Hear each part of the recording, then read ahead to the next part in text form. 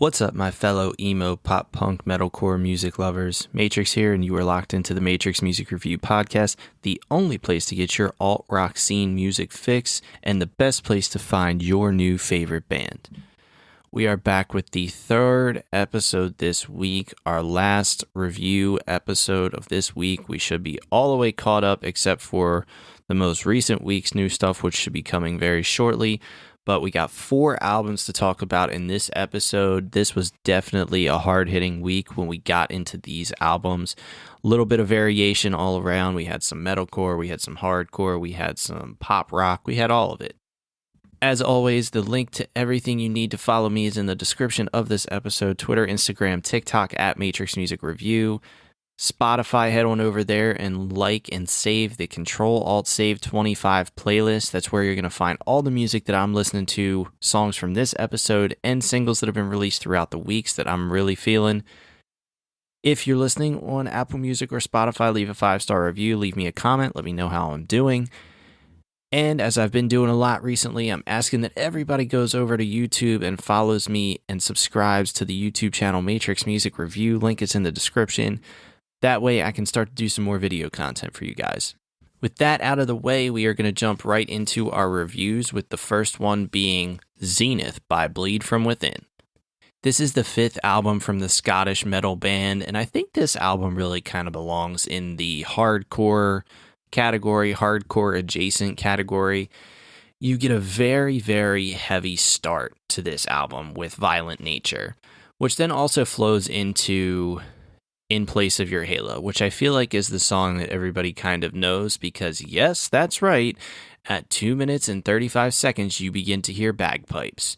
We now have bagpipe core to go along with flute core, to go along with violin core, so I'm really just looking forward to what the hell is going to be next, because I'm running out of ideas as to what obscure instrument we are going to hear in metal music, because we've kind of gotten everything at this point. I'm not sure what else we're going to come up with, but I'm interested to see where we go next with this. But I do love the In Place of Your Halo track. I think it really kind of fits the mold of what Bleed From Within is really trying to do on this record.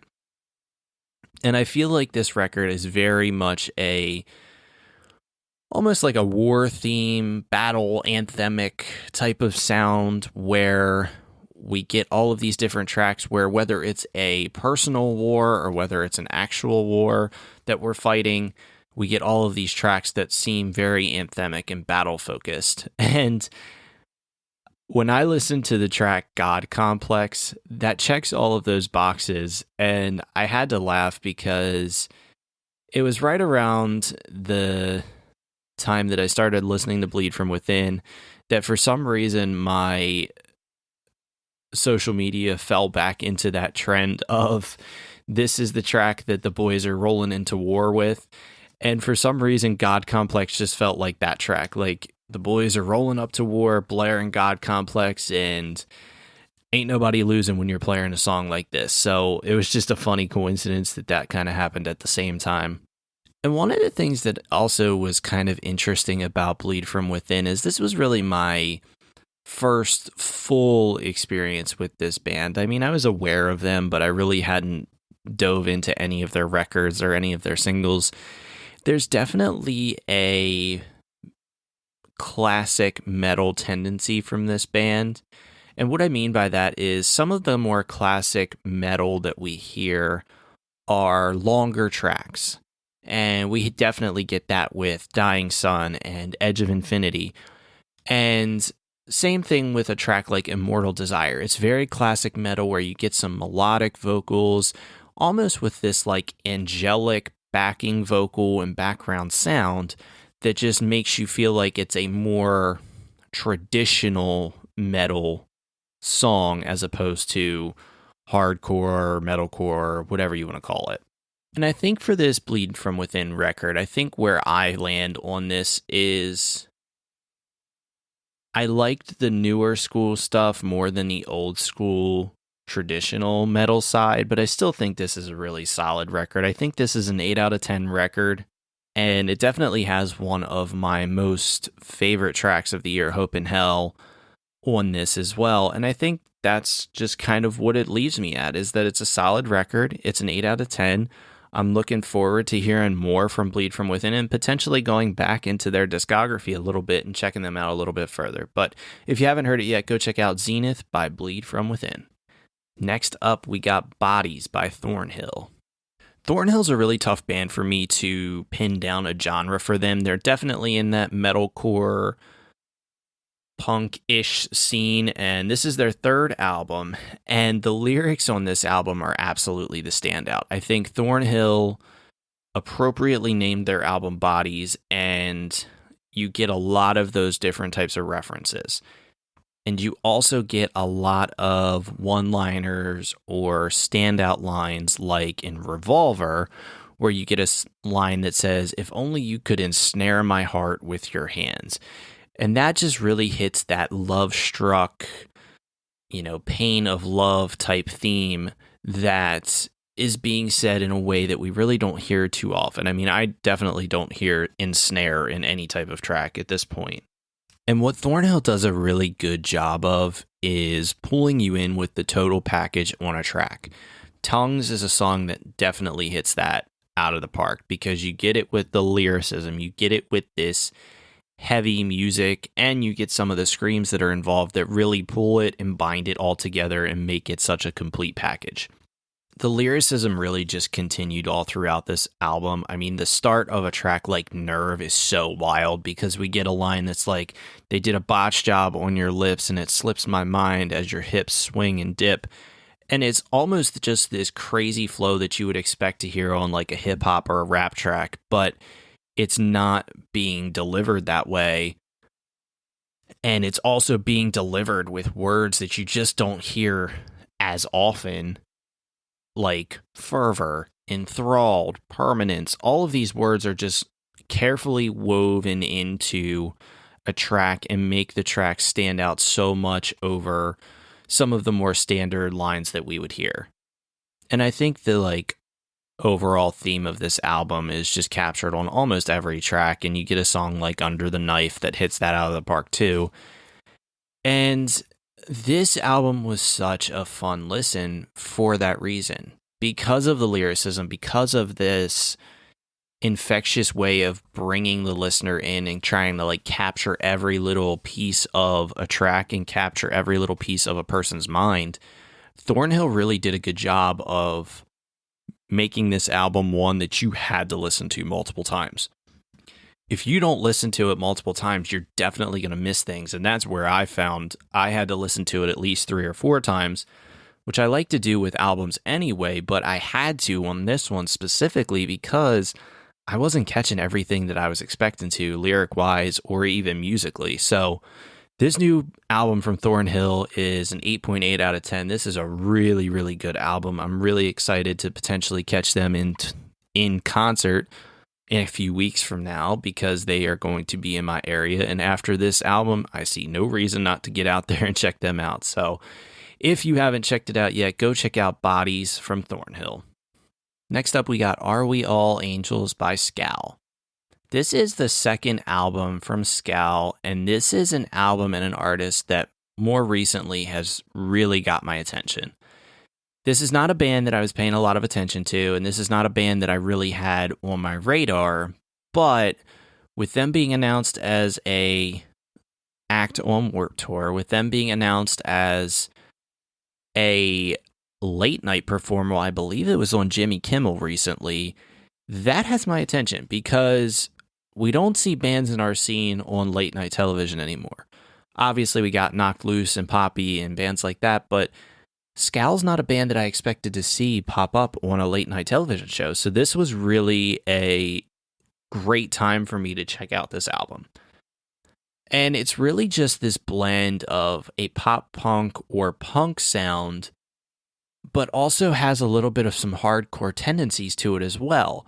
I think Fantasy is a blend of more of this melodic singing with an edge, and then you get a track like Nor Hell Nor Heaven, or sorry, Not Hell Not Heaven, and that has such a great sound to it as well. And that's because a track like that has the type of mainstream appeal that doesn't really feel forced. It's not like they were trying to sound mainstream. It's just a track that sounds like a Scowl track that could make it to the mainstream level because it has that same type of feel to it. And sticking with that kind of mainstream theme here, a track like Tonight, I'm Afraid, also kind of feels a little bit 80s based. It feels like there's a little bit of an 80s sound to that one. And Let You Down is another track that I really wasn't expecting because it starts off so calming with the birds, and it sounds like a nice, beautiful summer day, and it's the sounds that we hear on those Instagram and TikTok reels where, you know, they're asking us about, like, if we could go back to this day, would we do it? Or life used to be so much easier. And then all of a sudden, it just blasts into this more upbeat sound, and it's a perfect delivery. And each song on this Scowl album really has this consistent, good sound with solid vocals and high energy that makes this a really, really strong, tight album. The title track, which is also the album ender, is a real thinker, and it's one that's designed to be that way. When you read interviews with Scowl, they leave that last track very open to interpretation. And I think for me, it makes me more excited to catch them live than what I had originally felt. I think Scowl was a band, like I said, I really wasn't paying that much attention to, but they have my attention now, and I'm really looking forward to seeing what they have to do live. This Are We All Angels album for me is an 8.2 out of 10. It's a really solid record. It's one that I was not expecting to like or not expecting to even potentially check out. But if you haven't checked it out yet, go check out Are We All Angels by Scowl. Last album up is Going, Going, Gone by Knox. This is officially Knox's debut album, and this is an artist that's been on the podcast many times before with tracks. And I think this album really lands in that pop rock realm where there's definitely some poppier sounds, but there's also a little bit of that rockish, punkish element to it as well. And one of my favorite things about Knox as an artist and as a musician is the wittiness in the writing. Because you get a track like You Happened, where it's like, you can go play in traffic, and I'm going to stress post-traumatic, and all these different one-liners that really stand out. And I knew from the beginning with Knox, one of my favorite songs was Love Letter, and I knew immediately that there was going to be that wittiness and that different writing style with him. And this particular artist in Knox is the perfect bridge artist. And talking about bridge artists, if you don't know what I mean by that, a bridge artist is someone that is the perfect artist to introduce to your friends if they are reluctant to get into your music scene. You know, let's say you have a friend that's a big pop music fan. They're big into Ariana Grande. They're big into Taylor Swift. They're big into artists that are constantly getting airplay on mainstream. Benson Boone, perhaps. Well, if they want some more of that poppier sound, then Knox is a perfect person to introduce them to first. You don't obviously want to jump right into saying like, hey, come check out my music scene. You're a fan of Taylor Swift? I guarantee you're going to love this Knocked Loose song. That would just be dumb. You're not going to get anybody to convert just based off of that. But if you start them off with somebody like a Knox or a Taylor Acorn or a Lolo, it's a more smooth transition.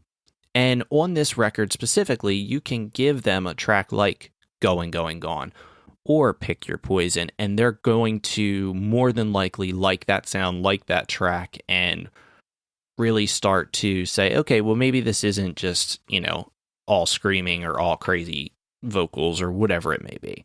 Happy After All is a classic questioning love song about being a little upbeat in the sound, but also putting this in a different light in terms of what's going on in the actual lyrics of the song.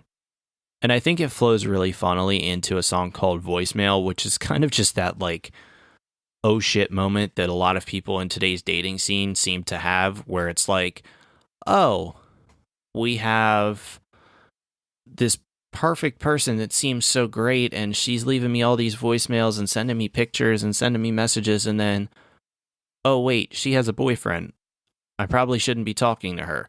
And this track in particular, this is a big comparison that I'm about to make here, and I want to be very clear that I'm not saying that this is like the next person to be like that, but there's definitely a touch of Ed Sheeran writing in what Knox is doing.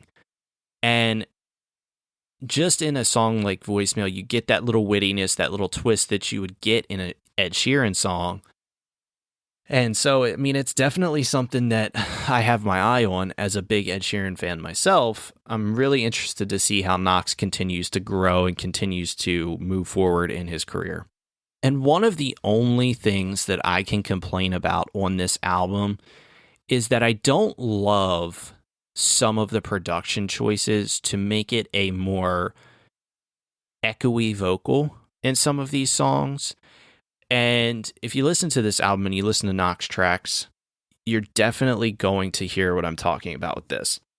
Knox has a really solid voice to begin with, and I don't think we need to have tracks where we're like overlapping so many vocals where it sounds a little echoey and it sounds very produced. I know that it's a production choice. I know that sometimes it's just for the effect, but I find myself really liking Knox just by himself and not having all those layered vocals. And that's just me personally, but that's really a very nitpicky thing to talk about or to have a problem with on an album. So if that's the worst that there is, obviously there's no big thing. Obviously, as we get later into an album, I'm looking for slowed down moments. We get that with Oxygen Thief.